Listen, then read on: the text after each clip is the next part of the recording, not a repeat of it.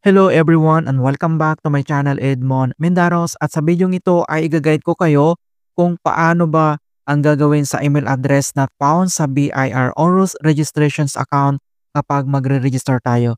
So ganito yung mostly na error na makikita natin na email address not found.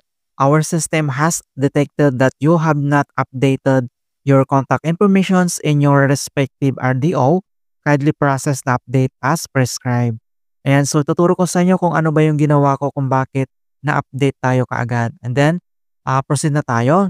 So, ang next step na aking ginawa ay open mo lang yung web browser and then sinearch ko dito yung services.bir.gov.ph TRRA portal. So, pwede tayong mag-submit dito and then ang ginawa ko is pwede naman na mag-submit ka through email. Ayan, so may option tayo kung paano tayo mag-submit.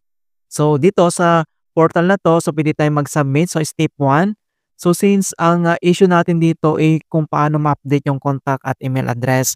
So from A to H mga kaibigan ay select mo lang dito yung letter D.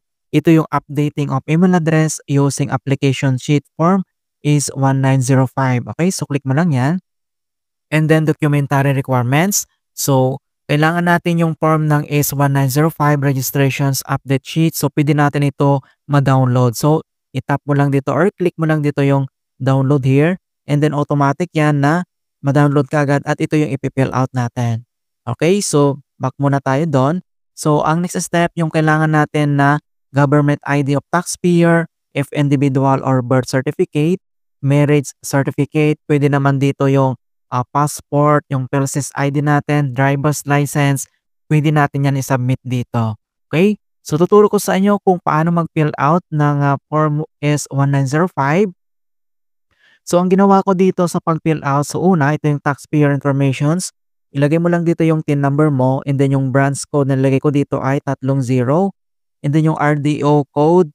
So, since may copy ako ng RDO code ko nung nag-register ako ng BIR-TIN, so yun yung nilagay ko dito. So, kapag hindi mo alam yung RDO code mo, so pwede kang mag-inquire kung saang location ka kumuha ng TIN number mo. And then next, dito naman sa registered name, last name, first name, suffix, and middle name. And then next, ito yung ating birth date. So, month, date, year. Okay? So, fill out mo yan. And then next, ito yung contact informations, taxpayers, designated official email address. Dapat active po yan kasi yan yung i-update natin. And then yung mobile number natin. Next, ito yung building name, house number, town, barangay, municipality, province, and then yung zip code. Okay, so kapag na-fill out mo na yan, next na tayo dito sa place of birth, parents name, yung father's full name mo, kompleto ang pangalan ng tatay mo nung ano pa siya, nung binata, ilagay mo dyan. Same naman dito sa mother's full maiden name. Kompletong pangalan ng nanay mo nung dalaga pa siya. And then ito yung spouse TIN number niya, ilagay mo lang dito. And then yung spouse full name, ilagay mo din dyan. And then yung employers niya, pwede mo ilagay dito, fill out mo lang. Kapag wala naman, kapag single ka, lagay mo lang dito NA. And then dito naman sa taxpayer employers, kapag employed ka, so lagay mo lang dito yung employers TIN number and then yung employers registered name. Kapag unemployed naman, lagay mo lang dito ay NA.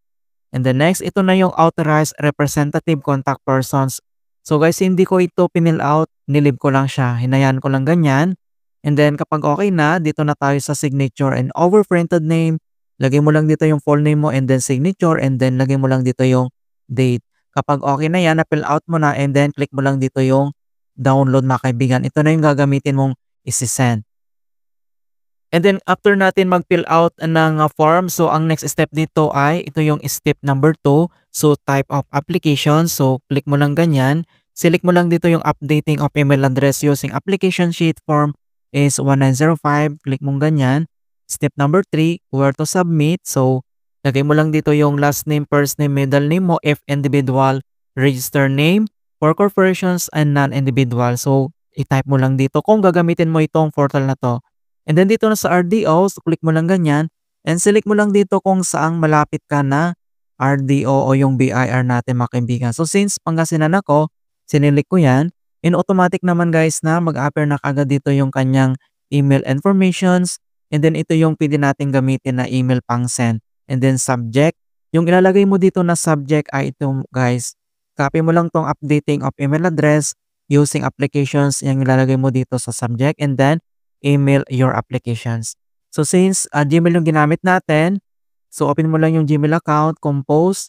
So ito yung address kung saan RDO and then yung next ito yung subject natin. And then ito yung ginawa ko guys na letters. So, nilagay ko yung name ko and then nag-write ako dito, formally request the creations of an account with Orus for an update on my records. Thank you for your time, yung pangalan ko. And then, next ay kailangan mong mag-attach dito. So, ito yung nilagay kong attachment, guys. Yung birth certificate and yung passport ko. And then ito yung na-fill out mo na form. So, yan yung ilalagay mo dito. Yan, kapag okay na, pag sinend mo na, and then, nag-reply naman sila guys. So, papakita ko sa inyo kung yung reply nila. Ayan, so ito yung reply ng RDO sa aking lugar.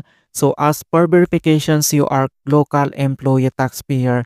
Please fill out your employer's informations in your BIR form ACE1905. Paano naman kung unemployed ka? So ito yung ginawa ko guys. So nag-reply ako, ito yung sinabi ko. Please be informed that I'm no longer employed and my current status is unemployed. I would like to inquire about the proper procedure for updating my contact informations and email address with the VIR. I'm seeking your guidance on the best course of actions to facilitate the creations of my ORS account. So, pwede mong gamitin to guys. Pwede mong i-copy yung nilagay ko dito. Ayan. So, yung ni-replyin ko na sila, then nag-reply ulit sila. So, ito na yung reply nila guys.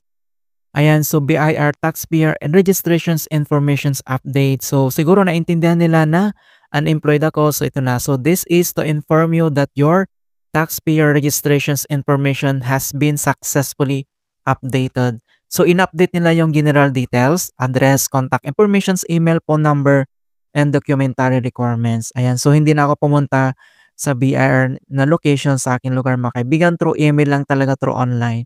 Yan, kapag okay na, then saka pumunta dito sa Orus mga kaibigan sa online registrations. Select mo lang dito yung your registrations. Select mo lang dito yung individual. And then, click mo lang dito yung create an account and i-follow mo lang yung instruction dito. And then, kapag na-click mo na yung registrations, yung register kapag success na, login mo lang dito yung account mo dito. Sa click mo lang dito yung login to Orus. And guys, so ganun lang po kasimple kung paano tayo o kung paano natin ayusin yung email address not found dito sa Orus sa pag-create ng ating Orus account. Yan, in hope na nakapagbigay ako ng konting kalaman at guide tungkol sa updating ng BIR Orus account tutorials. Thank you guys and see you in my next tutorials.